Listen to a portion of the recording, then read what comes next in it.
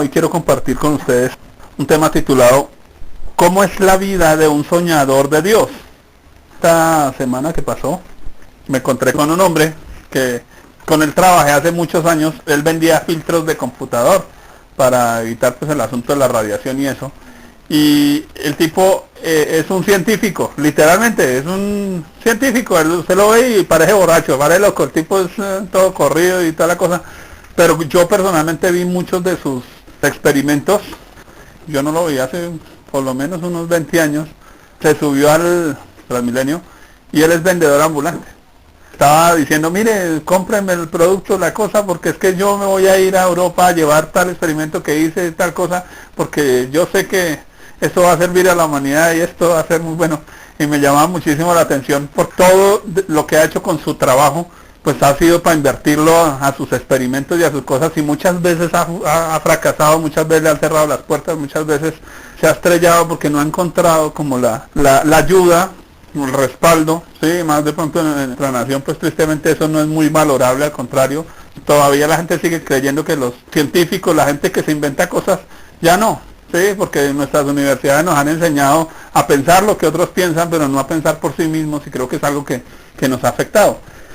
Verlo a él me hizo recordar algo que Dios me dijo un día, y es: no olvides los sueños que he puesto dentro de ti. ¿Por qué?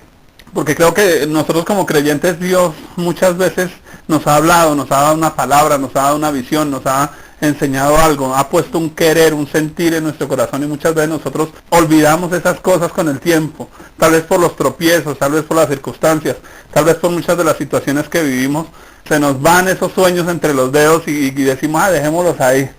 Hoy voy a observar cómo es la vida de un soñador, porque encuentro en la Biblia un hombre que creo que caracteriza eso de manera especial. La mayoría ya estarán pensando en alguien, los que saben Biblia: José, el hijo de Jacob y de Raquel. Y vamos a ver un poquito cómo es la vida de un soñador. Ahora quiero que piensen algo. Dios toma un terreno y siembra una semilla ahí, en ese terreno. Dios ha sembrado siempre sueños en sus hijos, en sus corazones. ¿Por qué? Porque Dios nos ha creado para cosas grandes a todos. ¿Sí? Eso no es una frase cajona que suene de cajón. ¿Sí? Ustedes saben que no tiendo a predicar espiritista porque no me interesa. Me interesa pensar es, ¿qué ha puesto Dios ahí? Que usted tiene ahí guardado. Aún desde niño, porque desde niños Dios también ha puesto cosas en nuestros corazones. Anhelamos una carrera, anhelamos una empresa, anhelamos una familia, anhelamos tantas cosas en nuestro corazón, y ahí están puestos esos sueños, ¿cierto? Esos deseos, y creo que eso es lo que nos mantiene vivos. Si dejamos a veces eso de lado, creo, pues que empezamos a morir, porque no tenemos razón de vivir, perdemos nuestro objetivo, nuestro propósito. Entonces, quiero ver cómo es la vida de un soñador de Dios. La historia de José está en los últimos 20 capítulos del Génesis, entonces ocupa casi una tercera parte del Génesis, y eso nos hace pensar que es una historia importante, que ahí hay algo, hay una clave de Dios, hay un propósito de Dios en esa vida, y quiero que la miremos así. Vamos a ver eso no tan rápido, vamos a ver muy somero lo que fue la vida de José y qué podemos aprender de él como un soñador de Dios. Quiero arrancar con el primer subtítulo, y es: los soñadores de Dios nacen para cambiar las cosas. Sencillo. Y vamos a leer entonces, ubiquémonos en Génesis, y arrancamos desde el capítulo 30, versículo 23. Y concibió y dio a luz un hijo, y dijo: Dios ha quitado mi afrenta. Y llamó su nombre José, diciendo: añádame Jehová otro hijo. Oiga, qué interesante este texto por una razón. Porque en este texto nos está dando el significado del nombre de José. Así que quiero que observemos, porque en este significado hay dos movimientos. El primero, ella dice: Dios ha quitado mi afrenta. Quiere decir, ella ha vivido en un momento o en un tiempo de afrenta. Ha vivido en un tiempo en el que ha luchado, en el que ha batallado por algo específico. Pero luego, cuando tiene a José, dice: Dios ha quitado mi afrenta. Casi que el nacimiento de ese hijo quitó o borró un pasado que a ella le afectaba. Entonces, cuando nace un soñador, algo empieza a quedar atrás. ¿cierto? Un tiempo de afrenta, un tiempo de desolación, de tristeza, un tiempo de soledad, lo que sea que se experimente, porque a veces vemos aún en nuestra sociedad, hay tiempos difíciles. Recuerden, por ejemplo, a Nehemías. Nehemías va y llega y encuentra a Jerusalén todo destruido y dice, pero el pueblo está en afrenta. Él dice, no, pero vamos a cambiar eso. Ahí había un soñador de Dios también, ¿cierto? Nehemías era un soñador de Dios. Pero mire el siguiente movimiento y tiene que ver con el significado del nombre de José. Y llamó su nombre José diciendo, añádame Jehová otro hijo. Así que José significa quitar y añadir. Eso es un soñador. Un soñador es alguien que logra quitar algo y añadir algo. Por eso pienso en que es algo transicional. Un soñador está en medio de un momento transicional. Un soñador está en un momento que es decisivo entre acabar con esto, que no sirve, que no funciona, y comenzar con algo nuevo que funciona. Eso es lo que un soñador hace en un lugar. Entonces mire que ahí vemos la importancia de tener un sueño de Dios. Ahí vemos la importancia de ser un soñador de Dios, de empezar a decirle a Dios, yo quiero tener un sueño. Porque si Dios me da algo de Él, me dio un plan, me dio un propósito, pero me dio una herramienta con la cual acabar un mal tiempo y comenzar un tiempo mejor. Por eso necesitamos un sueño de Dios en nuestra vida. Hay algo que es interesante y es que el soñador cambia las cosas. Y aquí quiero ver un punto, y es, para esta mujer se acabó su tiempo de afrenta, pero mire qué más pasó al nacer José. Vamos a leer Génesis 30, 25, porque no solo afectó a la mamá, afectó al papá, y vamos a leerlo. Aconteció, cuando Raquel hubo dado a luz a José, que Jacob dijo a Labán, envíame e iré a mi lugar y a mi tierra. Este texto es importante, ¿por qué? Porque Jacob llevaba 21 años trabajando para un suegro abusivo, y llevaba 21 años trabajando sin obtener su salario. Labán, su suegrito, que era una belleza, el hombre había aprovechado toda la bendición que Dios había puesto sobre Jacob, y la había aprovechado solo para su beneficio. Así que de alguna manera Jacob había luchado infructuosamente por su economía, por su familia. Casi que todo lo que él tenía, el suegro lo manejaba. Pero llegó un día en que Jacob dijo, no más, hasta aquí llegó mi suegrito, hasta aquí llegó trabajar por nada, hasta aquí llegó y hacer y no ver un resultado. ¿Cuándo fue ese momento? Tan pronto nació José. Dice ahí, cuando aconteció que Raquel hubo dado a luz a José, Jacob dijo a Labán, oiga, marcó una transición para el mismo Jacob el nacimiento de su hijo. Marcó una etapa entre ya no más esto, ya no más un tiempo de infructuosidad, ya no más un tiempo de quietud, ya no más un tiempo de esclavitud, porque vamos a entrar a un nuevo tiempo. Entonces mire que no solo la vida de Raquel fue afectada por el nacimiento de ese soñador, sino la vida de Jacob y de su familia y de todo lo que tenía. Suena como el dicho de las abuelas, que los hijos nacen con el pan debajo del brazo. Pues ahí le nació el José con la idea, porque yo me imagino que, y aquí hay algo que es interesante, y es que ¿quién le puso el nombre a José? Raquel. Y era interesante porque generalmente era el hombre quien le ponía el nombre a sus hijos, pero aquí Raquel le pone ese nombre, y parece que ese nombre impacta tanto a Jacob, que Jacob dice, oiga, sí, ese es, José es el que va a marcar la etapa entre acabemos con esto que no funciona y arranquemos con esto que va a funcionar. Así que un soñador es alguien que nace para cambiar las cosas. Mire que sin hablar todavía salió, le dieron la palmada, lloró y generó un cambio. Eso hace un soñador, porque así nosotros empecemos hasta ahora a conocer a Dios, Dios empieza a generar cambios alrededor de nosotros. En tu casa empiezan a generarse cambios porque tú empiezas a decir, ay, voy a leer la Biblia, voy a orar, voy a buscar a Dios, ay, como sé, como pueda. Pero Dios empieza a hacer cosas alrededor de nosotros. Siguiente, un soñador de Dios se distingue por tres aspectos esenciales. Entonces vamos a mirarlos. Génesis 37, 2 al 4. La primera es un servicial corazón de pastor. Que es algo que es curioso, porque ¿qué dice? Que José era a sus 17 años, apacentaba las ovejas de su hermano. Mire, un soñador no puede vivir sin un corazón de pastor. ¿Por qué? Porque el corazón de pastor es el que lo impulsa a cuidar de otros. Porque todo sueño de Dios tiene un objetivo un poquito más allá de lo propio, ¿cierto? Yo puedo soñar con una empresa, pero no estoy pensando en mi beneficio, estoy pensando en a quién Dios quiere ayudar a través de. Yo puedo estar soñando con una familia, pero estoy pensando en qué voy a sembrar en la sociedad. Yo puedo estar pensando en algo, pero se está pensando en algo más. Pero ¿de dónde surge ese sueño? De tener un corazón de pastor. Quiere decir, queremos que nuestro sueño beneficie a otros. Ese es el punto que vemos acá. No solo esto, sino que debe tener una bien marcada integridad. Eso señala a un soñador. Porque un soñador de Dios no se conforma con que las cosas funcionen mal. A un soñador de Dios no le interesa que las cosas sigan como están, porque generalmente están mal. Porque todo el mundo está buscando lo suyo propio, porque todo el mundo está peleando si hay una cosa o la otra, pero el soñador no. El soñador quiere que las cosas sean mejor. Así que nos dice algo en el versículo 2, que José informaba a su padre de la mala fama de ellos. Cualquiera diría, no, era el hermano sapo de la familia. Podríamos llamarlo el hermano sapo de la familia, pero no estaba diciendo mentiras. Estaba diciendo lo correcto, y eso nos habla de algo con respecto al soñador, y es una persona íntegra. Porque Dios no va a usar para sus sueños, para sus visiones, para sus propósitos, a una persona que no tiene integridad. Y la integridad implica ver lo que otros no quieren ver. Implica comportarse como otros no quieren que yo me comporte. Porque allá los hermanos de José no querían que José se comportara así. Al contrario, ellos estaban en oposición. Y eso nos da la tercera característica, y es que tristemente el soñador va a tener una tendencia a ser envidiado por los demás. Oígame, ¿quién no envidia a un soñador?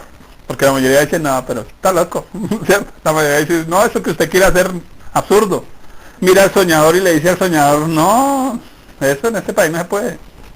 Y contaba un cantante, vio un tema parecido a este. Él preguntó, bueno, ¿cuál es tu sueño? Estoy hablando hace muchos años, tal vez unos 20 años atrás. Y el muchacho decía, yo quiero hacer un concierto en la plaza tal de Nicaragua, con 10,000 personas. Entonces el mismo conferencista le dijo, usted está loco. Yo le dije que soñara, pero parece que si hubiera trabajo, man. Soñó demasiado. Estamos en un país comunista, no hay más de 50 cristianos en todo el país, y usted piensa hacer un concierto cristiano con 10,000 personas en un parque comunista. Y dice que a los 2-3 años llamaron al concertista y le dijeron, venga, lo esperamos tal día, tal hora, en tal sitio, porque vamos a hacer ese concierto. Y decía, tremendo, porque muchas veces nosotros nos abstenemos de soñar en cosas grandes, porque tenemos miedo de que nos persigan, tenemos miedo que se burlen de nuestros sueños, porque mucha gente burla de nuestros sueños, ¿sí o no? Cuando yo me fui a casar con mi esposa, pero es una vieja, pero tiene más años que usted, y yo le decía, ¿y usted qué le importa? Porque es que lo hicimos por un sueño de Dios, lo hicimos porque Dios planeó algo y decidimos creerle a Dios a pesar de que los demás no estuvieran de acuerdo, porque mucha gente no va a estar de acuerdo, porque mucha gente va a decir, no, eso está muy difícil, eso va a costar mucho, eso le va a demorar mucho tiempo, eso aquí no es posible. Como soñadores vamos a tener persecución, como soñadores vamos a tener oposición, siempre. Siguiente punto, todo soñador de Dios va a ser profundamente procesado. Oiga, no hay sueños sin proceso. Esta es la parte que uno quisiera omitir en la predicación, y que muchos pastores la omiten, y entonces la gente se mete en unas vacalocas precisamente porque van sin prepararse. Porque una cosa es que Dios le diga a usted va a ser pastor, y otra cosa es que arranque mañana y ponga el letrero y arranque, ¿cierto? Que es lo que le ha pasado a muchos. Dios le da un sueño, le da una visión, y él dice, no, ya el otro día. Las cosas tienen un proceso y un ascenso, y muchas veces nosotros queremos saltarnos ese tipo de procesos en la vida. No, las cosas van paso a paso, y más con Dios. ¿Cuál es el proceso? Bueno, voy a leer aquí una frase que tengo, dice, al igual que una planta no nace al día siguiente de haber sido puesta la semilla en la tierra, ningún sueño surge sin un debido proceso. Algunas cositas acá. Primer proceso, enfrentar el rechazo a su visión. Eso digamos que ya está dicho, pero quiero leerlo. Génesis 37, 5 al 8. Dice, y soñó José un sueño y lo contó a sus hermanos, y ellos llegaron a aborrecerle más todavía. Se empeoró el asunto, y él les dijo, oíd ahora este sueño que he soñado. He aquí, que atábamos manojos en medio del campo, y he aquí que mi manojo se levantaba y estaba derecho, y que vuestros manojos estaban alrededor y se inclinaban al mío. Y le respondieron sus hermanos: ¿reinarás tú sobre nosotros, o señorearás sobre nosotros? Y le aborrecieron aún más a causa de sus sueños y de sus palabras. Qué tremendo tener un sueño de Dios, ¿cierto? Y a veces está en nosotros la ilusión de compartirlo, y a veces vamos y lo compartimos y los demás nos desaniman, ¿cierto? Los demás dicen: no, muy iluso, no, demasiado grande, no, demasiado difícil. ¿Usted? ¿A usted? ¿Dios lo a usted? Porque a veces nadie da un peso por uno, ¿sí o no? Allá está un amigo, nadie daba un peso por él en su familia, lo echaban de todas sus casas, no lo aguantaban. Pero me acuerdo el primer día que lo vi, recién llegado al terremoto de Armenia, y Dios me dijo: ese, ahí está. Porque le había pedido a Dios un discípulo que amara a Dios. Y Dios me decía: ahí. Pero las canas que sacó, eso es una belleza. Pero ahí hay un sueño de Dios. Pero muchas veces la gente dice: no, yo esto no le invierto, yo esto no le hago. Siguiente parte del proceso: morir para las personas importantes. Porque hay algo que pasa con nuestros sueños. Nuestros sueños nos van a dividir de otros, aun cuando ellos dicen querernos. Eso va a pasar. Jesús dijo: yo vengo a poner espada al padre contra la madre, a la nuera contra su suegra. Oiga, porque los sueños de Dios nos van a dividir de otros que no quieren soñar, que no les interesa, que no quieren creerle a Dios, que no quieren tomar ese sueño para sus propias vidas. Entonces muchos de ellos no nos van a creer, nos van a rechazar. Ahora, muchas veces ellos, ¿saben qué piensan hacer con nosotros? Empiezan a: usted por su camino y yo por el mío. Y es como si muriéramos para ellos. Muchos de ellos van a decir con usted: no más. Sí, eso que usted está pensando, esto que usted está soñando, eso que usted está haciendo, ese camino que usted está eligiendo, no nos interesa, y empiezan a hacerlo a un lado. Génesis 37, 17 al 21. Tremendo, porque técnicamente a José, lo mataron. Y lo mataron por causa de sus sueños. Mire, cuando uno sueña cosas en Dios, lo van a herir. Cuando uno sueña cosas en Dios, hay gente que es cruel, hay gente que le va a decir a uno las cosas, se las va a decir feas, hay gente que lo va a tratar a uno mal, hay gente que le va a hacer a un lado, le va a hacer mala cara, se le va a pasar al otro lado del andén. Eso va a pasar si usted lleva un sueño de Dios. Jesús, él traía un sueño de Dios. ¿Cuál era el sueño de Dios? Rescatar al ser humano para su Padre. ¿Cuánto lo aplaudieron? Al contrario, ¿qué hicieron con él? Lo mataron para tratar de matar su sueño. Porque realmente, si uno mira desde una perspectiva espiritual, el diablo no lo quiere matar a usted, quiere matar el sueño que Dios puso en usted. Él quiere coger esa semilla y destruirla. Pero después de que Dios la ha puesto aquí adentro, nadie. Decía un pastor: somos indestructibles hasta que hayamos cumplido el propósito de Dios en nuestra vida. Porque sabemos que Dios no miente, que lo que Dios ha puesto en nuestros corazones se ha de cumplir en cualquier momento. Morimos para personas importantes. Miren lo que dice Juan 12:24. Dice: de cierto os digo que si el grano de trigo no cae en la tierra y muere, queda solo. Pero si muere, lleva mucho fruto. ¿Qué es ese queda solo? Si yo pongo aquí una semilla de adorno, pregunta: ¿para qué sirve esa semilla? Toda la vitalidad que ella tiene ahí, todo lo que Dios diseñó para esa semilla, ¿para qué sirve? Para nada. ¿Qué necesita hacerse con esa semilla? Ahora, ¿qué pasa cuando usted la entierra? ¿Sabe que cuando usted la entierra, usted no la vuelve a ver? Usted se va a volver invisible para mucha gente. Allá, esa semilla se desplantó, se tapó. Usted se va a sentir cubierto de un montón de tierra. Si la semilla hablara y dijera: ¿pero qué me están haciendo? ¿Por qué me están enterrando? Si no estoy muerta. Y el agricultor dice: no estás muerta, pero necesitas morir para que pueda llevar mucho fruto. Porque no hay sueños de Dios que se vayan a cumplir sin morir, sin ese proceso de quebrantamiento, sin ese proceso de desprendimiento aún de otros, sin ese proceso de desprendimiento aún de muchas de nuestros sueños personales, porque también tenemos nuestros sueños personales, y a veces el sueño de Dios nos frustra, entre comillas, los personales. ¿Qué parte más del proceso? Obtener una nueva identidad. Ya que hay algo que es interesante, porque no solo morimos para personas importantes. Mire que José fue entregado por sus hermanos, prácticamente lo mataron, y dijeron: con José ya no más, váyase con sus sueños para otro lado, y lo sacaron. ¿Qué sería obtener una nueva identidad? Génesis 37, 23. Sucedió pues que cuando José llegó a sus hermanos, ellos quitaron a José su túnica, la túnica de colores que tenía sobre sí. Recuerda que José tenía una túnica de colores que su padre le había hecho para hacerlo ver como el privilegiado del hogar, el privilegiado de la casa. Así que José era el niño de papi. Y le cambiaron su identidad, de ser el niño de papi a ser un esclavo, de ser el niño de papá a ser un siervo. Y qué tremendo esto, porque Dios, cuando pone un sueño dentro de usted, le va a cambiar su identidad. Un día usted va a ser irreconocible para otros. Un día otros van a mirar y decir, oiga, ese no es el que yo conocí, ni se parece. Porque así pasó con José, ¿cierto?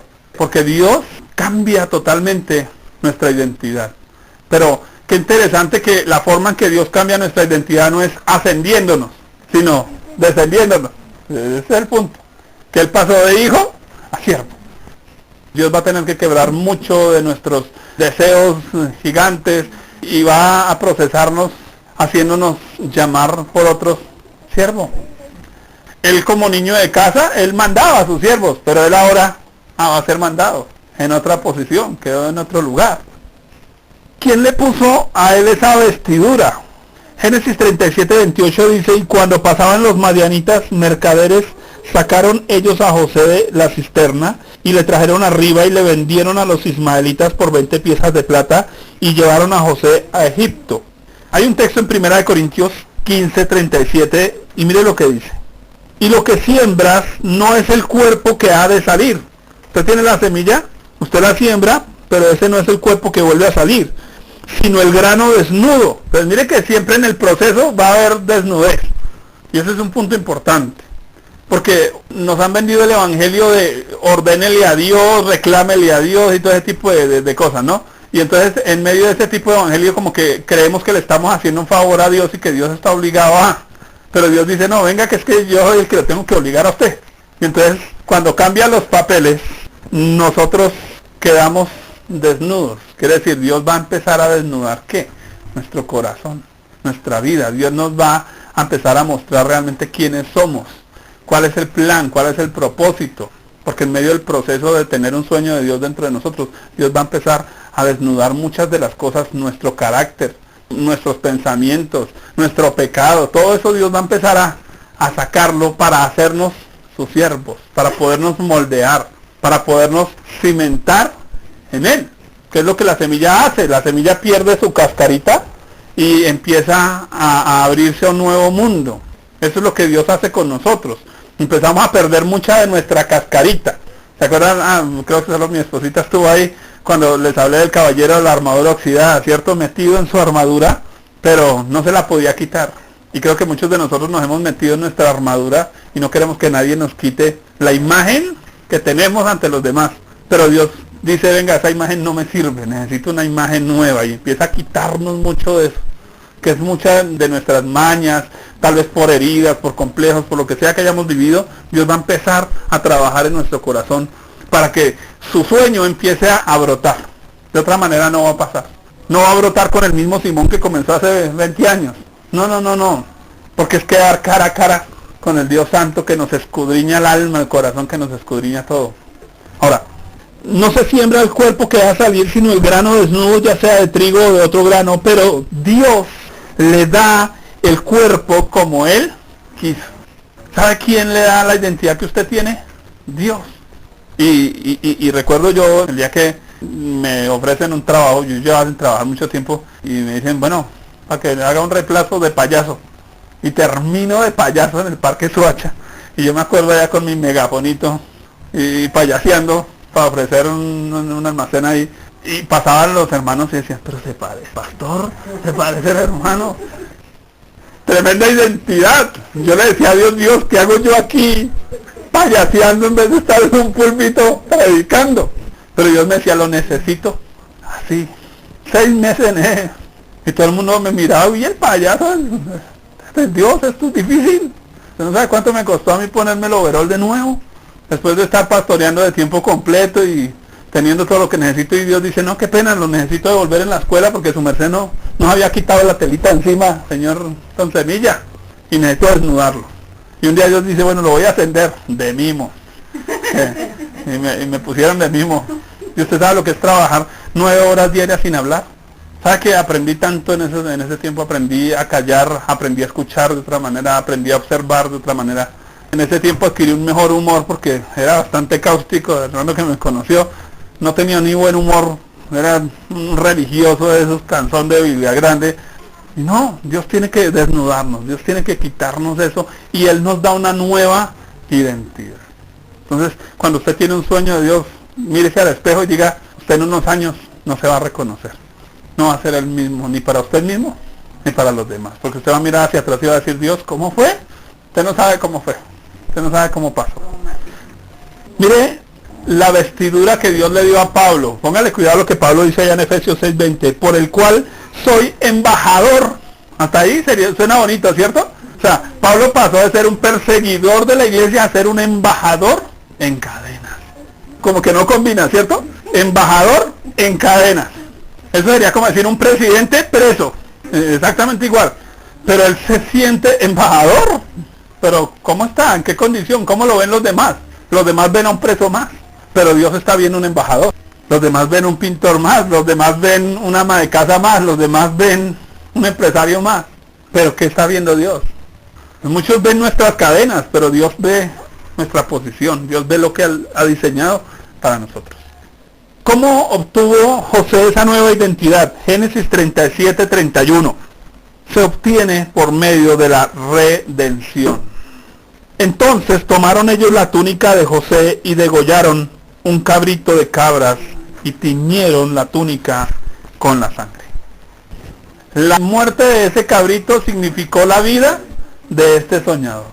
Porque cuando usted tiene un sueño de Dios, lo que Dios más va a trabajar en usted es ayudarle a entender la salvación, ayudarle a entender lo que Cristo hizo por usted, porque Cristo, siendo Dios, tomó una nueva identidad de hombre y se humilló hasta siervo. Significa que si a Él le pasó, a nosotros nos toca igual. Eso no nos corre nada pierna arriba diferente, no señores, de la misma manera. Así que si hay algo que aprende uno cuando tiene un sueño de Dios y empieza a ser procesado, uno empieza a ver a Cristo, uno empieza a decir gracias por Cristo, gracias. Mi papá Jacob cree que estoy muerto por causa de esa túnica teñida de sangre, pero lo que nadie sabe es que sigo vivo por causa de. Y qué tremendo, porque Dios no va a poner un sueño en una persona muerta, Dios no va a poner un sueño en alguien que no ha nacido de nuevo. Dios le hace nacer de nuevo y empieza a poner su sueño. Somos el resultado de la obra de Cristo en la cruz por nosotros. Y eso significa que ahora nuestra vida es diferente. Vamos a leerlo. Gálatas 2:20. Con Cristo estoy juntamente crucificado y ya no vivo yo, mas vive Cristo en mí. Y lo que ahora vivo en la carne, lo vivo en la fe del Hijo de Dios, el cual me amó y se entregó a sí mismo por mí. No necesita explicación, ¿cierto? Ya no vivo yo. Porque nosotros queremos hacer las cosas a nuestra manera. Pero cuando tenemos un sueño de Dios, Dios dice, ven, te voy a enseñar que no vas a hacer las cosas a tu manera.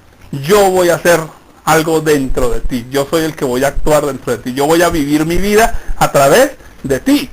Y eso me hacía pensar, cuando estaba con mi traje de payaso, el Señor decía, ¿y si quiero ponerme traje de payaso qué? Si con eso voy a enseñarle a muchos. Que le voy a enseñar a los chismosos a no chismear, le voy a enseñar a los otros a valorar su pastor, le voy a enseñar a usted un montón de cosas. Y todos están aprendiendo en la misma circunstancia. Porque Dios usa todo, porque Él vive su vida a través de nosotros. Hay algo, y es que dentro del proceso está vivir una paradójica experiencia. Porque a veces la vida del soñador, creo yo que no se parece en nada a la de otros. Hay gente que vive una vida común, pero quien tiene un sueño de Dios definitivamente no va a vivir una vida común. No puede, no hay manera de que suceda eso así. ¿Por qué?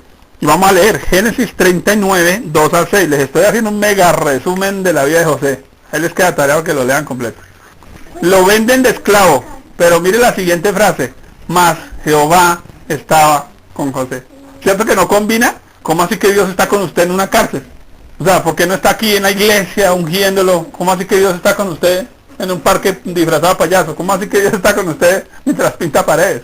¿Cómo así que Dios está con usted mientras usted cocina? Como que no empata, ¿cierto? Ahí hay algo paradójico.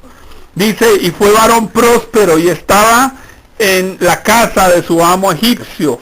Y vio su amo que Jehová estaba con él. ¿Qué fue lo que vio el amo? Oiga, venga, este esclavo como que Dios lo respalda. Uno diría, no, pues si Dios lo respalda, ¿para qué lo tengo esclavo? ¿Cierto? Pongámoslo en una posición. Pero no, sigue siendo esclavo, no le cambió la identidad, no le cambió. Pero lo que sí cambió es los resultados de su trabajo. Lo que sí cambió es lo que él transmite de Dios para los demás. Porque cuando tenemos un sueño de Dios, algo empieza a cambiar. No solo en nosotros, sino que los demás empiezan a percibir algo diferente en nosotros. Cuando la gente empieza a preguntar, bueno, ¿y usted qué es lo que está haciendo? En esa identidad Dios está detrás. Yo siempre pensaba en Dios como detrás del telón, dirigiendo la vida de José. Él no se da cuenta de todo lo que Dios está haciendo, pero muchos alrededor sí, y lo valoran. Pero a veces no las personas indicadas, porque empiezan a ser reconocidos por la gente menos indicada. Porque por quien querría ser reconocido José, por su papá, por sus hermanos. Pero aquí está siendo reconocido en una tierra extraña por una persona extraña. Y a veces los que más nos dan reconocimiento son las personas que menos esperamos. Dice que ese hombre puso en él todo lo que tenía, y todo lo que Jehová hacía, lo hacía prosperar. Génesis 39:6 dice, y dejó todo lo que tenía en manos de José, y con él no se preocupaba de cosa alguna, lea conmigo, sino del pan que comía. Y era José de hermoso semblante y de bella presencia. ¿Para qué sirve uno tener buena presencia? Metido trabajando para, ¿cierto? O que no se bueno, señor, ¿y qué? Me acuerdo por allá una vez en Ibagué haciendo un trabajo y me decía alguien, oiga, usted tiene pinta hasta de gringo, ese verano no le combina. Y yo decía, ¿sí o no? ¿Para qué sirve la presencia? Solo pinta, ¿sí? ¿Usted tiene pinta plata? No, pues la pinta sí, pero esperemos a ver. Porque esas son cosas que a veces Dios hace con nosotros, ¿cierto? Allá estaba José con hermosa presencia, con buena pinta, pero no pasaba de ser el sirviente, el esclavo. Me llama la atención algo, y es, ¿y por qué trabajaba José? Diga, no se preocupaba sino del pan que comía. Oiga, en la casa de él tenía todo lo que quería, y aquí solo el sustento necesario. Porque a veces cuando tenemos un sueño de Dios, creemos que el sueño de Dios nos va a enriquecer, que el sueño de Dios nos va a llevar yo no sé a dónde. Hace unos días estaba escuchando al pastor David Ormachea, y él decía, mi ministerio son 4, y esta es la hora que todavía me toca orar por los pasajes, porque a veces no tenemos con qué movernos. Con ese ministerio internacional, yo me imagino que multimillonarios conociéndolo al hombre y toda la cosa, pero esta es la hora que él todavía, Señor, me toca los pasajes para todos. Yo decía, tremendo, porque definitivamente el sueño de Dios no se vive de otra manera que por fe. El sueño de Dios no se vive de otra manera que confiando en Dios, el paso al paso. Porque a veces uno cree que va a tener todo ahí a servir de bandeja, y no. A veces uno cree que el sueño de Dios nos va a engrandecer. Se hace el sueño de Dios, no es así. Funciona al revés. Y no quiere decir que no haya un reconocimiento, pero ¿sabe por quién va a haber reconocimiento? Por aquellos que entienden a Dios, por aquellos que conocen a Dios. El resto no espere nada. Eso es paradójico, ¿cierto? Y Dios dice, el que se humilla será exaltado. Como que vamos para abajo para poder subir. ¿Sí? Esa es la forma de Dios. Mire lo que dice en 2 Corintios 4, 7 al 12, porque nos hace pensar en nosotros. Piensen usted como una vasija. Pero tenemos este tesoro en vasos de barro, para que la excelencia del poder sea de Dios y no de nosotros. Para que la excelencia del poder sea de ¿quién? ¿Y no de quién? Dios está poniendo su sueño en nosotros, pero es que Él nos está viendo a nosotros como una vasija, pero el que va a ser glorificado es Él. Por eso Él no deja que haya gloria para nosotros, porque ¿qué pasa cuando alguien dice, no, pero es que mire todo lo que he hecho? No, uno mira hacia atrás y dice, mire todo lo que Dios ha hecho hasta para vender. Porque recuerdo una oración que hice recién convertido, le dije a Dios, bueno Dios, contigo para las que sea. Y Dios dice, ¿está dispuesto? Y ay caramba, eso sí sonó raro, ¿sí? Pero bueno, digamos que sí, es que uno no sabe qué le espera, qué le corre pierna arriba de ahí para adelante. Porque muchos creemos que todo va a ser ideal, y no, el sueño de Dios no es un idilio. El sueño de Dios es algo real, pero es algo que va a causar cambios trascendentes, no solo en su propia vida, sino en la vida de otros. Porque es que estamos hablando de la eternidad de otros, no estamos hablando solamente de que vivan bien acá, de que sean buenos padres acá. Está hablando de su eternidad. Y si usted quiere servirle a Dios para cosas trascendentes, pues Dios va a hacer cosas trascendentes en usted. Dice Pablo aquí que estamos atribulados en todo, mas no angustiados. Miren la paradoja, ¿cierto? En apuros, mas no desesperados. Perseguidos, mas no desamparados. Derribados, pero no destruidos. Oiga, ¿cómo se imagina usted que alguien está tirado en el piso derribado y dice, pero tranquilo, no estoy destruido? Ese es un soñador de Dios. Ahí está en ese hueco, pero está diciendo, pero aquí estoy, y Dios está conmigo. Oiga, ahí estaba José en ese hueco y está diciendo, y Dios está conmigo. Mire que lo que los demás ven es a alguien a veces atribulado, a alguien aplastado allá, ¿cierto? Pero Dios lo ve de otra manera. Y el soñador aprende a ver a Dios con él en cualquier circunstancia. Siguiente, vamos a irle dando cierre. Todo soñador de Dios debe cruzar algunas pruebas, porque miramos simplemente el proceso, pero una cosa es proceso y otra cosa son pruebas. Después del proceso se prueba. Entonces usted ya cocinó la vasija, ahora sí la prueba. Entonces, por eso decía el pastor hace muchos años, técnicamente la mayoría de la iglesia nunca hemos sido probados, porque no nos hemos dejado ni procesar. Que muchos decimos, oye, estoy en una prueba de Dios. Dios dice, no, si no se ha dejado ni moldear, digo, pero lo muelo primero, ¿sí? Déjese moldear primero y ahí sí lo pruebo. Porque es que Dios prueba a ver si sí quedó bueno. Y mire que en el proceso de tener un sueño de Dios no solo hay un proceso, sino una prueba. Entonces vamos a mirar esa prueba. Primero, una prueba a sus pasiones. Génesis 39:7. Porque ya José estaba en sus anchas, en la casa de ese servidor de Faraón, ¿cierto? Estaba ya en sus anchas. Pero dice, y aconteció después de esto, que la mujer de su amo puso sus ojos en José. Una famosa Potifara. Duerme conmigo. Y me impacta el versículo 8. Y él no quiso. Primera prueba, ¿cierto? Una prueba a sus pasiones. Nosotros hemos visto a muchos ministros ya procesados por Dios en este momento, porque les ofrecieron el negocio, porque les ofrecieron la salida fácil, y se rindieron en ese momento. Y no pasaron la prueba. Pasaron el proceso. Ellos pueden contarnos historias de cómo Dios hizo milagros, de cómo Dios los respaldó, cómo Dios los ayudó, pero el momento cayeron ahí, en la prueba. Porque nuestras pasiones van a ser probadas. Nuestros deseos, nuestra carne, nuestro yo, nuestro ego, nuestras ambiciones personales van a ser probadas. Yo me acuerdo que en Ibagué, pues un pastor bien intencionado nos vio, pues estábamos pasando una situación pues terrible allá así, y estando allá, el pastor viene con otro anciano y el anciano dice, mire, es que yo tengo una iglesia y hermano, váyase y la pastorea, mire, sueldo, allá tiene donde vivir, tiene comida, pero eso sí, lo que vaya a predicar, todo me lo presenta a mí para ver si sí o no. Yo no voy a negociar lo que a mí Dios me ha enseñado. Y yo no me voy a vender por un sueldo porque nunca he trabajado por un sueldo, nunca le he servido a Dios por plata. Si hubiera sido por eso hace años, ¿sí o no? Ustedes que me conocen, que vimos a un hombre llegar y decirle a nuestro pastor un día, hermano, mire, trajes de 1 millón en Costa Rica, camine a ver conmigo, y ya están metidos en el hueco todos. Y no, qué pena, yo no me vendo barato. No me vendo barato. Y a veces sus sueños, lo que usted tiene en Dios, van a venir a tratar de arrebatárselo por sus pasiones. Por eso es que hay algo que tenemos que aprender y es dejarnos tratar por Dios.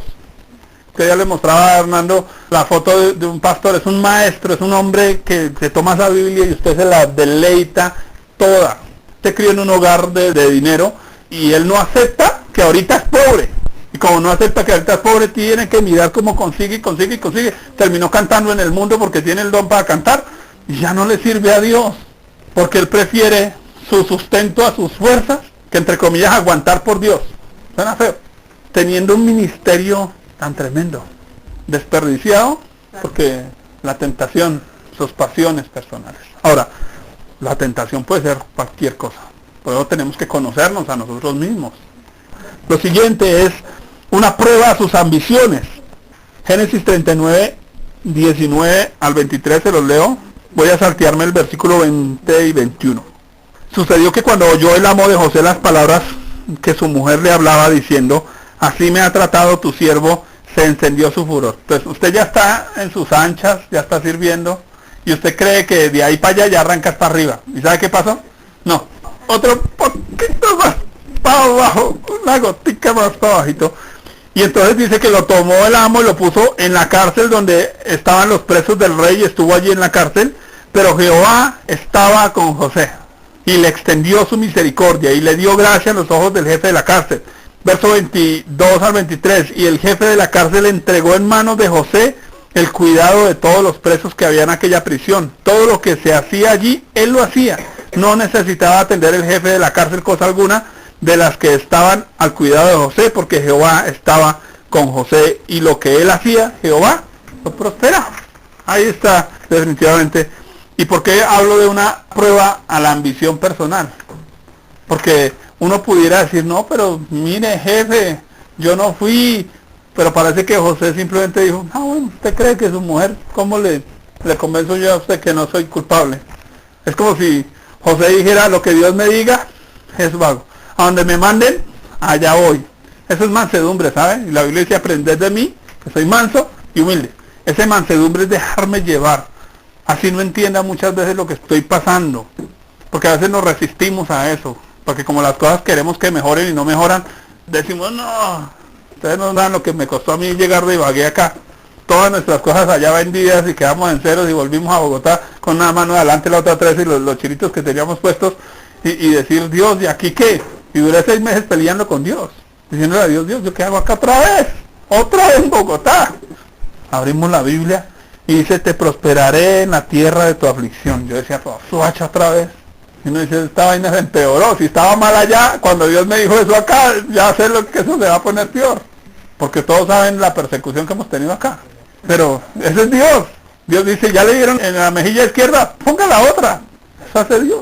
Porque nos está procesando para algo grande, pero depende de nosotros si aceptamos o no su proceso.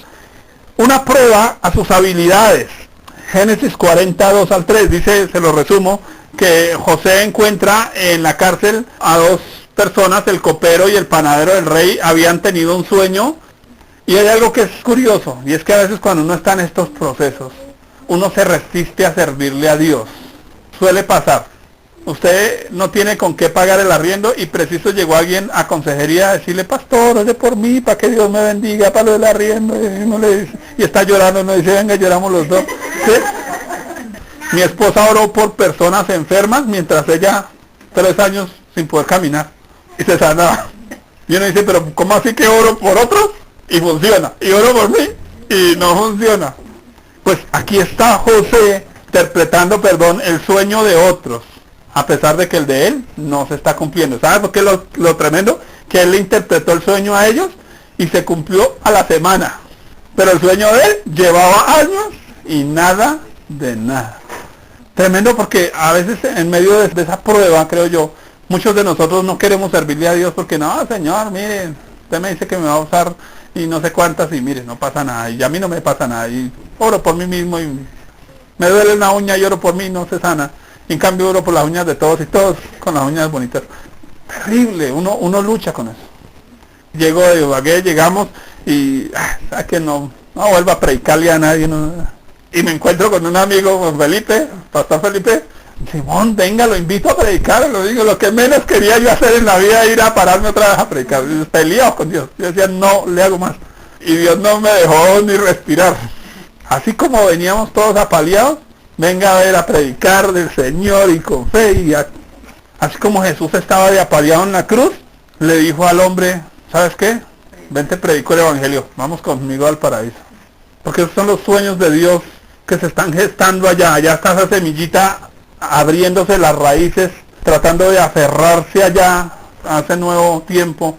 Todavía no se ve nada por fuera, pero allá está esa semillita funcionando, trabajando. Ya no es la misma, ya no es esa Pepita. Ahora tiene un poco de brazos que ella no entiende por qué tantos brazos. Ella no entiende por qué tiene que agarrarse de una piedra y de la otra. Pero ahí está, funcionando. Y creo que a veces uno no entiende en medio de eso este tipo de pruebas. Lo siguiente es una prueba a su paciencia. Porque pasa algo. Interpreta el sueño del panadero, interpreta el sueño del copero. Y ¿sabe qué suele suceder con el soñador? Pues apenas se cumpla el sueño de este va a hablarle al faraón de mí. Y ya, me sacan de acá. No. Génesis 40:23 dice, y el jefe de los coperos no se acordó de José, sino que se le olvidó. ¿Usted cree que ya? Mire, una mujer llevaba 27 años, total depresión, ella no abría las cortinas, una mujer multimillonaria, una casa, todos los hijos pilotos, empresarios, bueno, la comida de allá era huevo y arroz.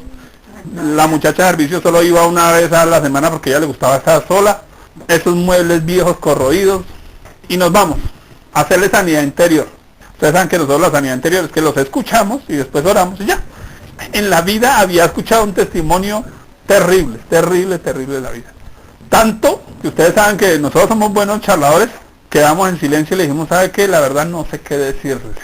Yo he escuchado de violadores, yo he escuchado de asesinos, yo he escuchado de todo lo que usted quiera escuchar, pero eso no lo había escuchado. Y yo le dije a ella, ¿sabe qué? Lo único que se me ocurre es orar por usted. Yo creo que no hice una oración de más de 3 minutos diciendo, Señor, me queda grande, lo único que te pido es que si quieres, sánala. Y eso fue todo. A la semana nos llamó, ya habían abierto las cortinas, ya habían cambiado muebles. De 10 pastillas ya no estaba casi tomando nada. Y los hijos, pues pilotos, pues tenían pasajes para irse, pues la señora se iba a pasear el mundo. Pero antes de irse a pasear el mundo nos dijo lo siguiente: en estos días me va a llegar una herencia de 13.000 millones de pesos, pastor, le voy a dar el diezmo. Quiero que entendamos por qué estoy hablando de paciencia. Santo, no, Dios, aleluya, aleluya. Pues con eso sí podemos hacer la obra, toda la visión que tenemos allá en el computador planteada, mejor dicho. ¿Sabe qué pasó? No la volvimos a ver. Se olvidó de nosotros. Nosotros sin mercado en la casa y está proponiendo el diezmo de 13.000 millones de pesos. Y usted no sabe cuánta gente ha llegado a nosotros a decirnos exactamente lo mismo. Y a veces en los momentos que estamos más en la inmunda. Pero hay algo, hemos entendido, no se le olvidó porque quiso. Se le olvidó porque Dios sabe cómo hacer olvidar. Y Dios sabe cómo hacer acordar cuando Él quiera. Porque a veces creemos que a Dios se le olvidó nuestra oración, se le olvidó nuestra petición, se le olvidó nuestros sueños, se le olvidó quién soy yo, se le olvidó todo lo que yo anhelo, lo que sueño, lo que quiero. Pero no. Una prueba a su fe. Con el tiempo el hombre se acuerda y lo sacan. Bueno, ya está afuera, eso ya es moral, ya salió. Pero miren lo que dice Génesis 41, 15 al 16. Y dijo Faraón a José: yo he tenido un sueño y no hay quien lo interprete, mas he oído decir de ti que oyes sueños para interpretarlos. Ya tenía un título, ¿no? Interpretador de sueños oficial. Entonces a veces uno, bueno, le dicen pastor, bueno, qué bueno, ahora sí, así tenga 2 ovejas, pero el pastor, y uno dice, bueno, eso ya es moral. Oiga, que respondió José a Faraón diciendo: no está en mí. Dios será el que dé respuesta propicia a Faraón. Porque un soñador de Dios aprende a depender de Dios. Él ya no depende de sus capacidades, él ya no depende de cuánto aprendí, cuánto sé. José no escribió un libro sobre interpretación de sueños para que, bueno, Faraón, cuénteme, yo miro a ver en qué página encontramos la respuesta. No, eso no funciona así. El soñador de Dios depende de Dios en el momento preciso. Solo Dios sabe cómo lo hace. Y eso es una prueba a su fe, porque José puso delante de Faraón, ¿a quién? A Dios.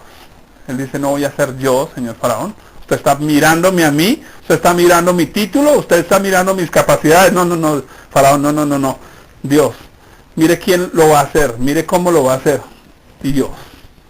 Porque eso es mantener su fe. Porque no podemos tener un sueño de Dios y sacar a Dios de ese sueño, que ya sería grave. Y creo que a veces fallamos en eso, ¿cierto? Tenemos un sueño de Dios, pero cuando se va cumpliendo el sueño de Dios, hacemos a Dios a un lado. O sea, me quedo, ay, qué rico lo que Dios me dio, y se nos olvidó quién fue el que nos dio eso, ¿cierto? De alguna manera, eso fue una prueba a su corazón. Génesis 45, 3 a 5. Y dijo José a sus hermanos, y aquí quiero que nos planteemos en la historia. José es puesto por Faraón como el segundo al mando, gobierna prácticamente todo en Egipto, y llegan sus hermanos. Ahora, sus hermanos que lo vendieron, sus hermanos que le dieron la puñalada trapera, sus hermanos que por causa de esas bellezas terminó esclavo, pasó la cárcel, pasó humillaciones, pasó todo eso. ¿Qué pasaría con usted si vuelve y se los encuentra? Y usted es alguien grande, tiene un ejército a su disposición. ¿Qué pasaría si usted se los encuentra? ¿Qué les diría? ¿Cómo reaccionaría frente a ellos? ¿Cómo se sacaría el clavo si tuviera la oportunidad? Aquí está José frente a sus hermanos. Puede quitarle la cabeza si quiere. Por eso digo una prueba a su corazón. Porque creo que el sueño de Dios nos va a llevar algún momento a una buena posición. Pero el asunto es si allá nos vamos a acordar aún de los que nos hirieron. Si allá nos vamos a acordar aún de los que nos hicieron daño, de los que nos persiguieron. ¿Sabe que la Biblia dice que fieles son las heridas del que ama? Porque el sueño de Dios tiene que producir amor en nosotros, aún por nuestros perseguidores, aún por aquellos que nos pusieron la pata, que quisieron anular nuestros sueños, que se burlaron, que se rieron, que dijeron no, porque es que el sueño de Dios es para salvarlos precisamente a ellos. Por eso no podemos permitir que nuestro corazón se llene de amargura y de resentimiento cuando nos persiguen. No se puede llenar de eso.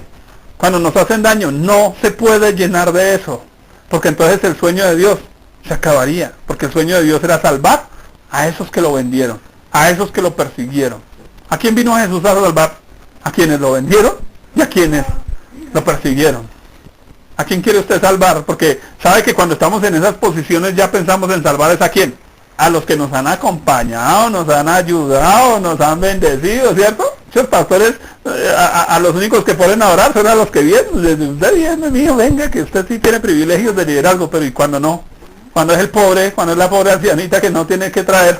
Entonces, a veces estamos en esos lugares de privilegio y nos olvidamos de la gente sencilla, de la gente humilde, de la gente que nos ha acompañado en el proceso a pesar del dolor, pero también nos olvidamos de aquellos que nos han herido. Aquí se va a unir todo el propósito de Dios. Aquí se va a encontrar todo lo que Dios ha pensado, porque es que Dios no estaba pensando en José. Dios estaba pensando en Israel. Dios estaba pensando en Egipto. Dios estaba pensando en el mundo entero. Y creo que a veces nosotros perdemos de vista que Dios está tratando con nosotros, no para darnos casa a nosotros, no para darnos carro a nosotros, no para darnos trabajo a nosotros. No es para nosotros. Porque no vivimos para nosotros. ¿Para qué vivimos? Para el Señor vivimos. Vamos a leerlo. Génesis 45, 3 al 5. Y dijo José a sus hermanos, desgraciados, me vendieron. Si ustedes no saben cuánto he sufrido, no. Ustedes no saben quién soy yo. No, tampoco, ¿cierto? Yo soy José. ¿Vive aún mi padre? Y sus hermanos no pudieron responderle, porque estaban turbados delante de él. Entonces dijo José a sus hermanos, acercaos ahora a mí. Oiga, qué tremenda esa frase. Él hubiera podido decir, sáquelos lejos, lo más lejos de mí que pueda. No. Acérquense a mí. Y ellos se acercaron. Y él dijo, yo soy José, vuestro hermano, el que vendisteis para Egipto. Ahora pues, no os entristezcáis, ni os pese el haberme vendido acá. Uno sí quisiera que le pese, ¿cierto? Ojalá tenga un poquito de remordimiento, ojalá que al menos llegue así como humilladito un poquito, ¿cierto? Diciendo, perdóneme. No, él no esperó el perdóneme. Porque para preservación de vida me envió Dios. ¿Quién lo envió? ¿Lo vendieron ellos o lo envió Dios? Mire que ellos creyeron que lo habían vendido. No, Dios lo había enviado. Porque a veces creemos que la gente nos ha traicionado. No, Dios nos necesitaba ahí donde estamos. A veces creemos que nos han echado de la casa. No, Dios nos necesitaba ahí. Mire, estábamos sirviendo en una iglesia y cuando nos dimos cuenta era apostólico-profética y resulta que pues la señora estaba acostumbrada a sacarle plata a la gente y yo le dije, no, qué pena, negocio no hago. Pero como estábamos viviendo en la iglesia con mi esposa, pues la hermana dijo, yo no pago más arriendo, a mí esa iglesia no me está produciendo plata, así que literalmente vino el dueño de la casa a echarnos. Y entonces nos tocó sala, comedor, cocina, baño a la calle. Estábamos en la calle y se vino en ese palo de agua. Se nos mojó todo. El vecino ya tenía una chatarrería y pusimos todos los muebles allá encima de la chatarra. Y nos paramos con mi esposa bajo la lluvia con las maletas. Y yo la miraba a ella y yo decía, Dios, estamos locos, ¿qué hacemos acá? ¿Por qué no entiende eso? Yo pensaba en esa mujer y la veía actuar, no se le dio la gana ni de aparecer. Nos dejó botados acá en la mitad del planeta, nos embalamos en una vaina y no. Y entonces alguien nos ofreció posada en una casa y nos fuimos, ahí nos ofrecieron un colchoncito, nos acostamos lleno de pulgas, bueno, terminamos ahí y alguien en una casa muy humilde en Ibagué nos dijo, ¿por qué no se vienen para acá? Aquí hay una habitación para ustedes. Era una casa sin puertas, la teja era bajita, eso calentaba terrible. Era gente que escasamente tenía cada uno su cama y ya, la señora vivía de vender gallinas y nos fuimos. Terminamos allá, gratis. Pero nosotros llegamos con el trasteo y yo le dije a mi esposa, bueno, ¿por qué? Porque esta gente necesitando y nosotros, y empezaron las desgraciadas gallinas a picarse las unas a las otras y la hermana dice, no hermanos, eso tocado. Y gallina, comimos gallina todo un mes. Eso sí, había unas ponedoras y ahí había para huevito y gallina todo un mes. Y empezó Dios a bendecir a esa gente. Impresionante. Les traían mercado a ellos. Yo ya decía, ay, a mí nunca me han traído mercado. Y le traían mercado a ellos. Y comida para todos. Y yo decía, tremendo. Para preservación de vida. ¿Me sacó esa pastora o me envió Dios a un lugar? Resulta que los vecinos se enteraron que habían llegado 2 pastores a la iglesia. Y eso, mejor dicho, a la casa de los hermanitos. Venían todos los días pastores que nos enseñen de la Biblia. Y nos exprimieron. Yo que le he hecho a Dios, Señor, envíame gente que me exprima. Allá me sentí exprimido. 2 horas diarias venían a que les enseñáramos Biblia. Pregunta, ¿nos echó ella a la calle o nos mandó Dios a donde Él quería? Es como el punto que a veces uno no ve. No estamos aquí por coincidencia, no estamos en este lugar porque sí. Dios está detrás, como el gran director de esa obra llamada vida, dirigiendo. Quiero que leamos un texto para terminar. Eclesiastés 11:5. Quiero que todos lo busquemos. Le voy a leer mientras tanto el Salmo 105, 17 al 22, antes de leer Eclesiastés, porque es un resumen de la vida de José. Dice el Salmo, envió un varón delante de ellos, a José, que fue vendido por siervo. Afligieron sus pies con grillos. En cárcel fue puesta su persona, hasta la hora que se cumplió su palabra. El dicho de Jehová le probó. ¿Por qué fue probado? Por la palabra de Dios. Envió el rey y le soltó, el señor de los pueblos, y le dejó ir libre. Y lo puso por señor de su casa y por gobernador de todas sus posesiones, para que reprimiera a sus grandes como él quisiese y a sus ancianos enseñara sabiduría. José pudo enseñarle a otros el camino de un soñador, porque él mismo había vivido. Y me llama la atención algo, y es que dice que el faraón le hizo libre. Quiere decir que José decidió quedarse por causa del propósito de Dios. José hubiera podido irse, hubiera podido devolverse, porque es nuestra decisión si queremos que el sueño de Dios se cumpla o no, porque finalmente Dios no va a coartar nuestra voluntad, nuestra decisión. ¿Qué sueño de Dios tiene usted? Ahora sí, ubíquese en usted mismo y piense, ¿qué anhela? ¿Qué cree que Dios le ha dicho para su vida? Y piense cómo se va a cumplir. Y vamos a leer ahora sí Eclesiastés 11:5. Como tú no sabes cuál es el camino del viento, o cómo crecen los huesos en el vientre de la mujer encinta, así ignoras la obra de Dios, el cual hace todas las cosas. ¿No sabemos cómo llegamos acá? Ignoramos lo que Dios está haciendo todavía. Un día solamente, y yo siempre lo pienso de esa manera, miraremos hacia atrás y diremos, Dios, tú lo hiciste. Miraremos hacia atrás y diremos, Dios, no fue por mi mano. Miraremos atrás y diremos, Señor, tú me trajiste hasta acá. Yo nunca pensé ser lo que soy, nunca pensé estar donde estoy, nunca pensé tener lo que tengo. Nunca. Porque cuando iniciamos nadie daba un peso por nosotros. Pero un día muchos van a admirar, pero a nosotros nos va a tocar decir, no sabemos cómo llegamos acá. Entendemos el proceso, Dios nos ha probado, Dios ha hecho cosas, pero ¿cómo llegamos? Ni idea. Así son los sueños de Dios. Como si usted fuera un bebé que está siendo formado por Dios en el vientre. No se sabe cómo es, pero Dios lo está haciendo. Porque ¿quién nos creó en el vientre? ¿Y quién nos crea hoy? ¿Quién sigue trabajando hoy en nosotros? Dios sigue trabajando hoy en nosotros. ¿Y sabe cómo trabaja? A través de un sueño.